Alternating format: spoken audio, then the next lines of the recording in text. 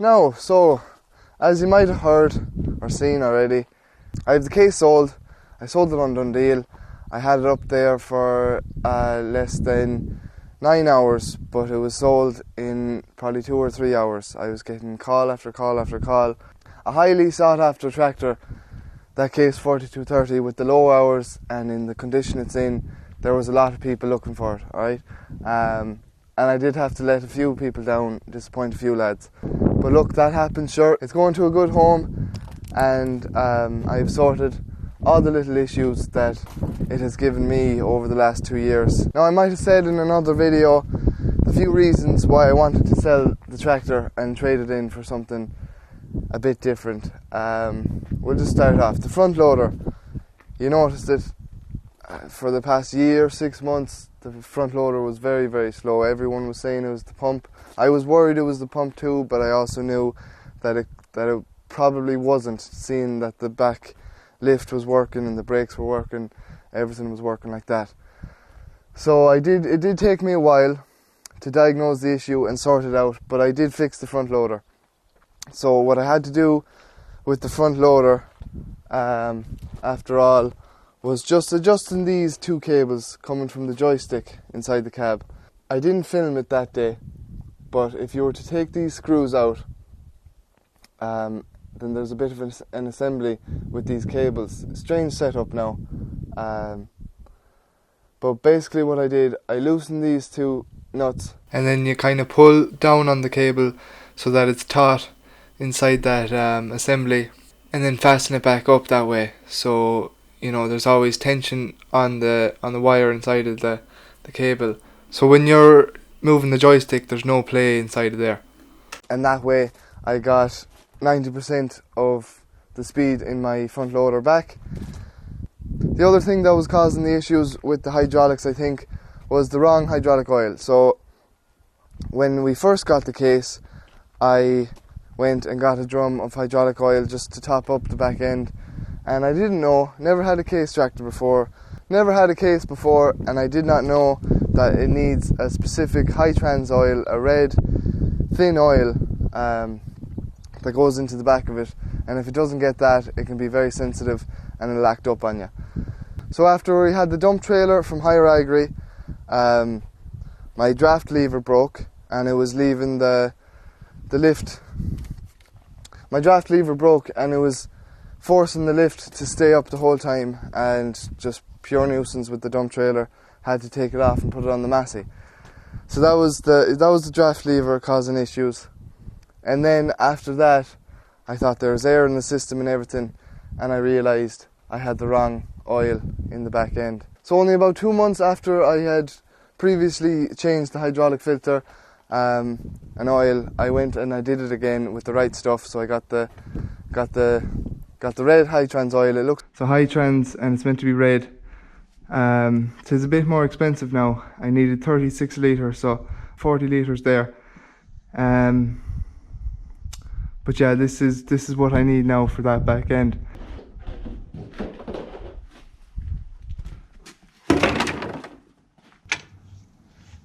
There's a nut there right behind the pickup hitch, right under the pickup hitch. So.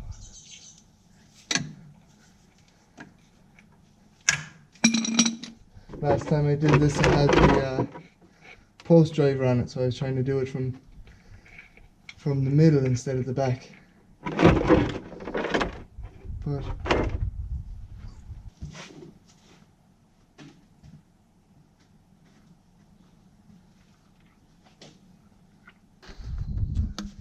now, up inside the left hand wheel, you have the hydraulic filter housing, so it's just like a big dome shape.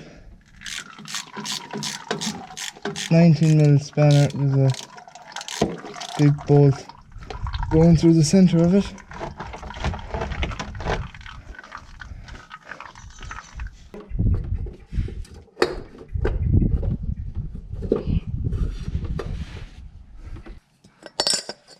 Bolt up.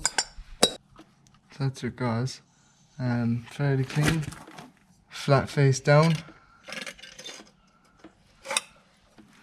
The new filter goes in on top of that gasket for the housing, and that's the job done. Old filter to be done away with.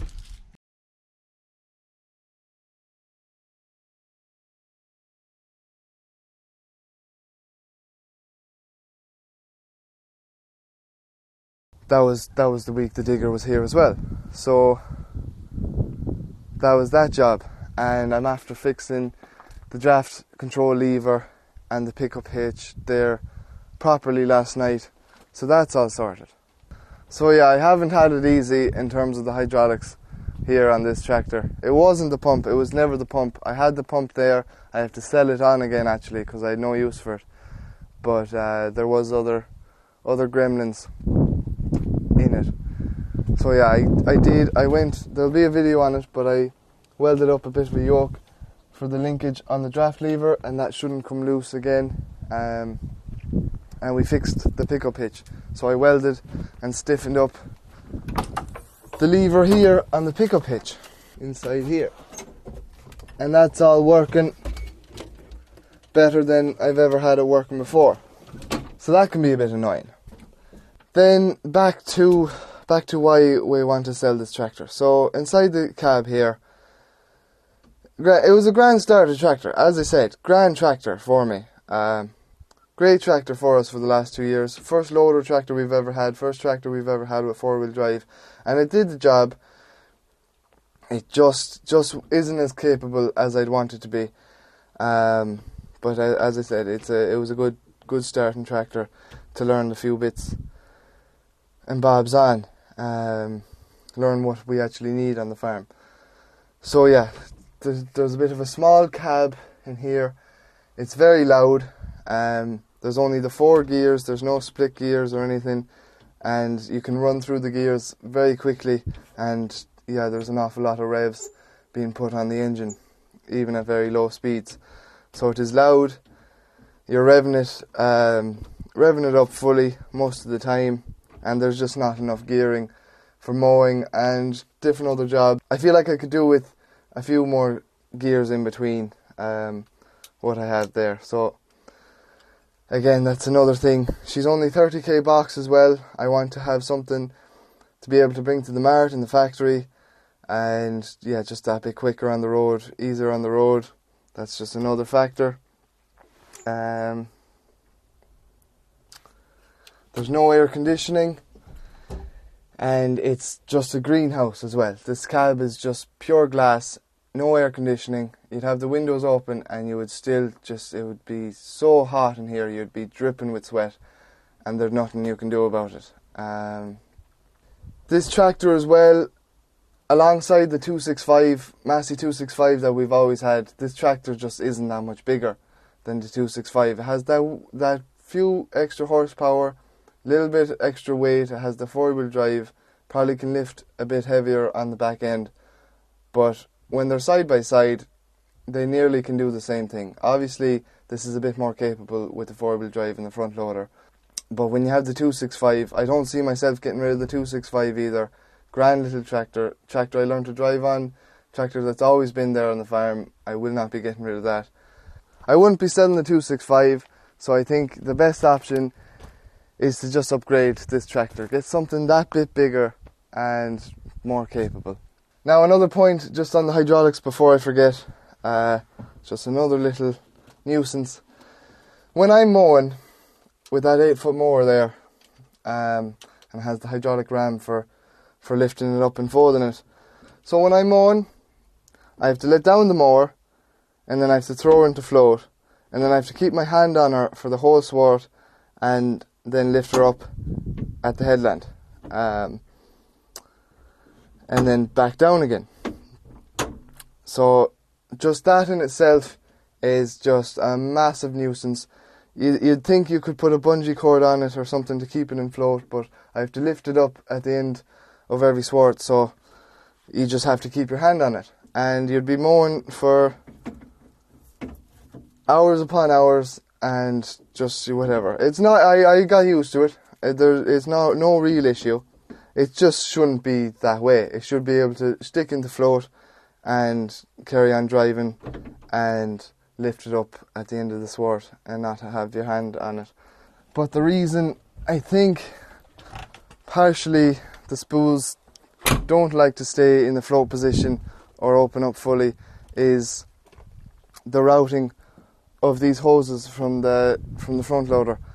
You can see these hoses, the first place that's interfering is this fuel filler cap, so just a bad spot for it there. You can see the rubber insulation worn away just from the twisting on and off that cap, and you have to move it out of the way. So that's just awkward and a pure nuisance.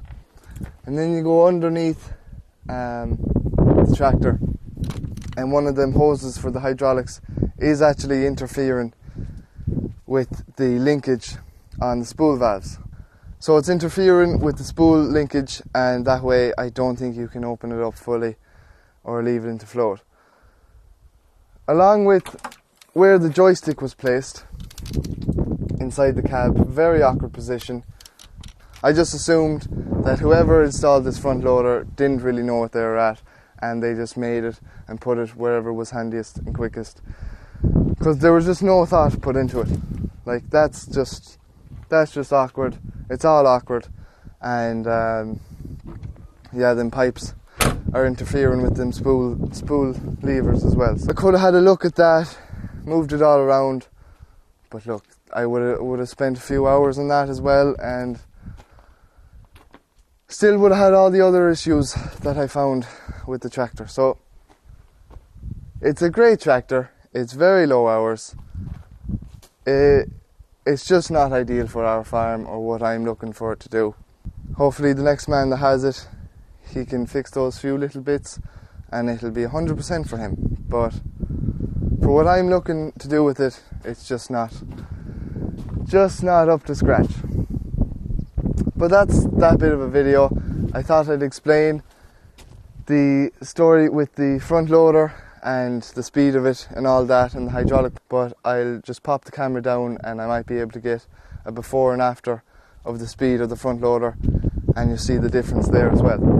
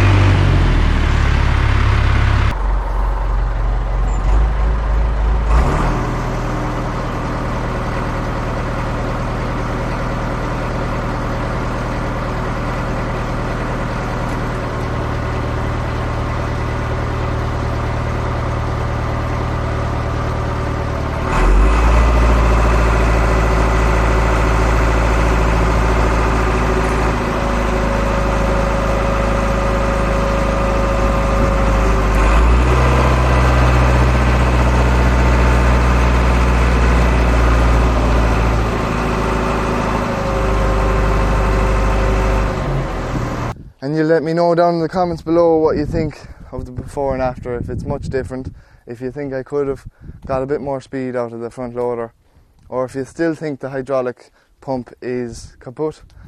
Let me know, and sure, I'll let the new owner know as well. So again, don't get me wrong, I really enjoyed having this tractor on the farm for the last 2 years. It has been good to us. It has also just been a bit of a nuisance. And the few machines that I've thrown at it, the post driver, the dump trailer, and even the mower, you saw with that spool lever, having to keep my hand on it, it's just not ideal.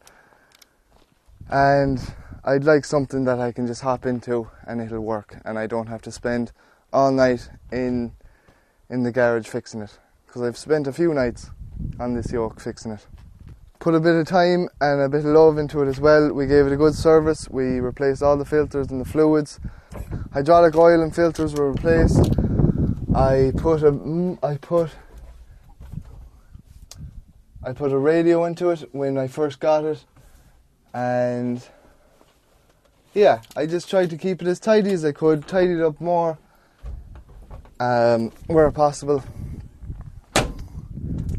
And yeah, it has been good to us. It has been good to us. But the idea of keeping that for another 2 or 3 seasons, it's just not what I'm thinking is right. Not what I'm thinking is right. But yeah, that's it. It's a very clean tractor, very low hours. I am sad to get rid of it. So yeah, it's a hard decision for anyone to make. But I hope it's a good one. I hope you think it's a good one. And I hope you like the replacement. So you'll see that soon enough. Thanks for watching the video. Make sure to like, subscribe, and we'll see you next time.